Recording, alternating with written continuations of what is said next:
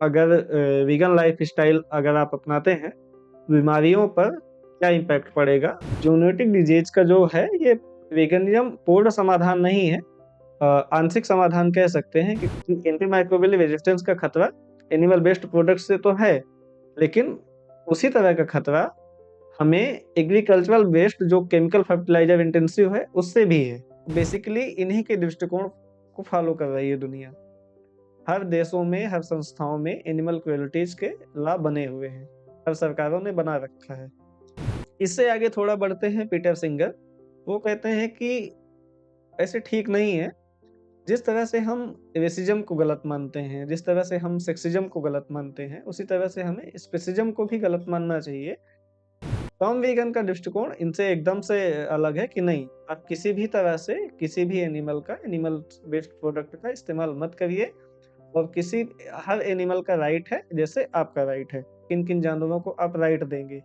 आप गाय को देंगे, कुत्ते को देंगे, बिल्ली को देंगे, क्या आप टिड्डे को देंगे ये राइट? क्या आप केचुआ को ये राइट देंगे? क्या आप कीड़े-मकोड़ों को ये राइट देंगे?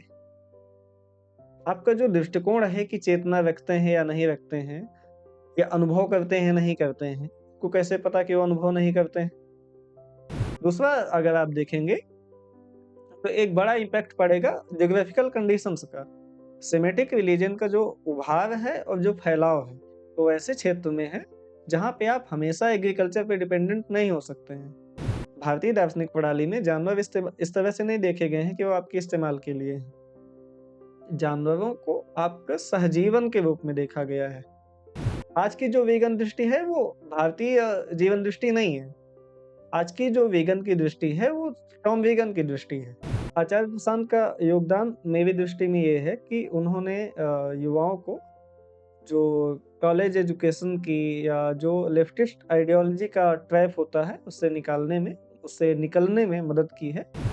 इसमें वो कहते हैं कि it's not a matter of ideology and it's not a matter of teaching और ट्रेनिंग। समस्या यही है। आप भैंस का दूध ले रहे हैं तो भैंसा जैसी कैपेबिलिटी हो जाएगी, तो फिर पौधे खा रहे हैं तो फिर तो पौधे जैसी कैपेबिलिटी हो जानी चाहिए, तो इंसानों में जड़ें फूट जानी चाहिए थी। अद्वैत के कॉन्सेप्ट के समझने के लिए 3 लेवल पे समझते हैं इसको, या किसी भी धार्मिक कॉन्सेप्ट को समझना होता है तो 3 लेवल पे समझा जाता है उसके। पहला उसका मेटाफिजिक्स क्या कहती है, दूसरा उसकी एपिस्टेमोलॉजी क्या है, तीसरा उसका मोरल कंडक्ट कैसा है।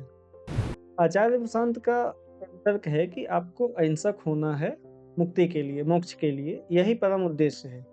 दुखों की निवृत्ति अगर हो जाए, अविद्या का नाश हो जाए पूर्ण रूप से, तो वो स्थिति मोक्ष की स्थिति होगी। अब 12,000 साल के पालतू बनाए गए समय में, इतने लंबे समय में इनकी वाइल्ड कैपेबिलिटी तो खत्म हो चुकी है।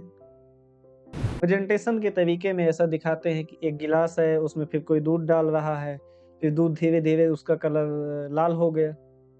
ये दिखाते हैं कि आप दूध नहीं पी रहे हो, खून पी रहे हो।